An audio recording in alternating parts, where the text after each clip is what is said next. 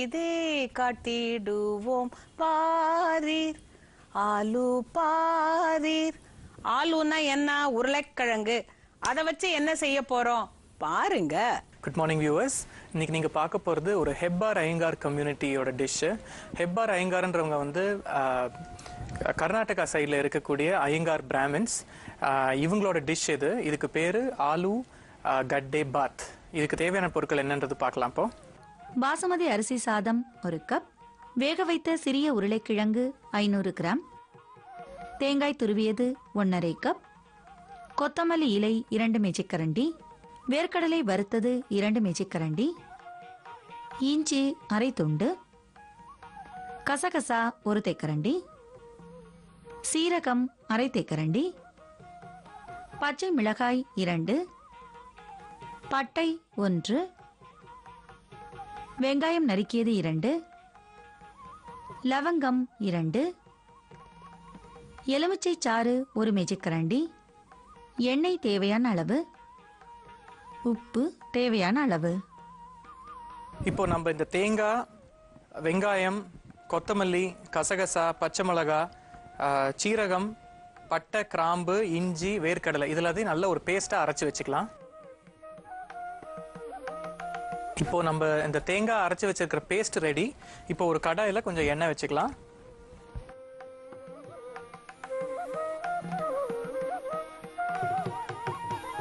இப்போ எண்ணெய் சூடானதுக்கு அப்புறம் இந்த அரைச்சு வச்ச பேஸ்ட்டை இதுல ஆட் பண்ணிக்கலாம்.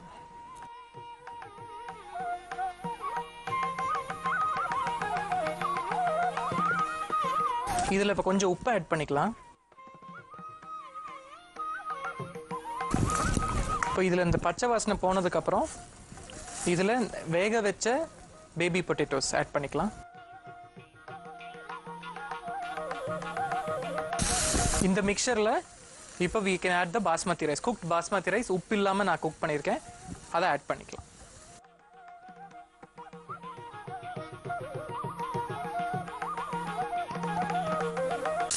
நிறைய பேர் பூண்டு யூஸ் பண்ணணும்னு நினைக்கிறவங்க வந்து இந்த பேஸ்ட் அரைக்கும் போது பூண்டு ஆட் பண்ணிக்கலாம். அதுல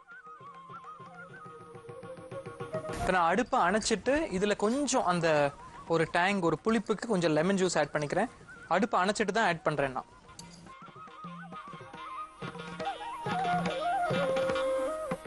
போட்டு ஒரே ஒரு மிக்ஸ். இதுக்கு தாளிக்கிறது எதுவுமே கிடையாது. இதுல நல்ல ஒரு கருவேப்பிலை பச்சையா அப்படியே போட்டுட்டு கார்னிஷ் பண்ணி சர்வ் பண்ணிடலாம். ஒரு நல்ல ஹெப்பார் ஐயங்கார் கம்யூனிட்டிலேருந்து ஒரு டிஷ் ஆலு கட்டே பாத் ரெடி. ஆலு கட்டே பாத் செய்ய தேவையான பொருட்கள்: